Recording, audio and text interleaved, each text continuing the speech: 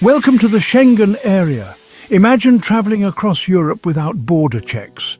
That's the beauty of the Schengen area. It's like one big country for travellers. 26 European countries are part of this agreement. They've removed their internal borders for smooth travel. The Schengen area makes exploring Europe so much easier. You can hop on a train in Paris and be sipping espresso in Rome in just a few hours without stopping for passport control. No more waiting in long lines.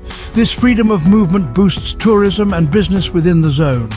The Schengen Agreement isn't just about tourism, it also promotes cooperation among member countries.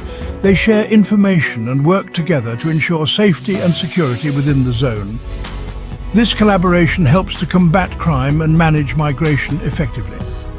So pack your bags and get ready to experience the ease of borderless travel within the Schengen area.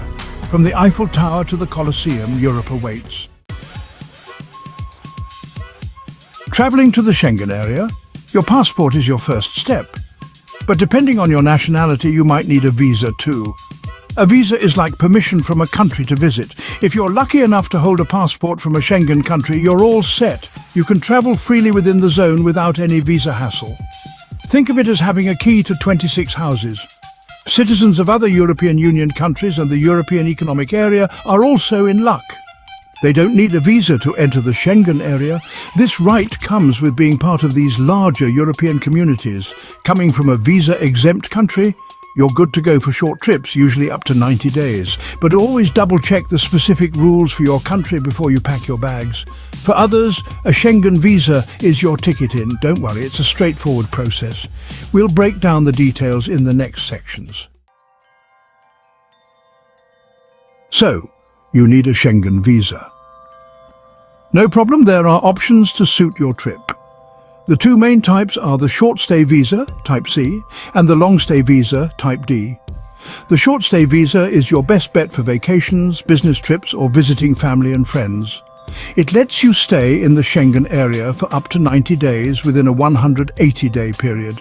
Think of it as your temporary guest pass to explore Europe. The long-stay visa is for folks planning to stay longer, maybe for work, studies, or to join family. This visa is specific to a single Schengen country, but might allow entry to other Schengen countries for a limited time. Each Schengen country has specific requirements for both types of visas. We'll get into that in the next section. But first, let's figure out which visa type matches your travel plans. Section 4. Getting your paperwork together. Getting a Schengen visa is like putting together a puzzle. You'll need the right documents to complete the picture. Don't worry, we'll guide you through it. First things first, a completed and signed visa application form. This form is your introduction to the Schengen authorities. Next up, your passport. It needs to be valid for at least 6 months beyond your intended stay and have at least 2 blank pages. Proof of your travel plans is essential. This includes confirmed flight reservations, showing your entry and exit dates. And don't forget accommodation proof, hotel bookings, or an invitation letter from your host if you're staying with someone. Travel insurance is a must-have, covering medical emergencies up to €30,000. It protects you and assures the Schengen authorities that you're covered in case of any unforeseen events. Last but not least, proof of sufficient funds to cover your trip. This could be recent bank statements or a letter of sponsorship from someone guaranteeing to cover your expenses. Section 5. Applying for your visa. Ready to apply for your Schengen visa? Great. The process is fairly straightforward. Let's walk through it step by step. First, identify the right embassy or consulate of the country you'll be spending the most time in. You can usually find this information on their official websites. Once you've found the right place, schedule an appointment. This is important to avoid any last-minute surprises. On the day of your appointment, arrive on time with all your documents neatly organized. This shows you're prepared and serious about your application. During the appointment, you'll submit your application, pay the visa fee, and provide your biometric data, usually fingerprints and a photograph. After your appointment, all you can do is wait. The processing time for a Schengen visa can vary depending on your nationality and the embassy's workload. You can track the status of your application online through the embassy's website or the Visa Application Centre's platform. Section 6. Staying a little longer.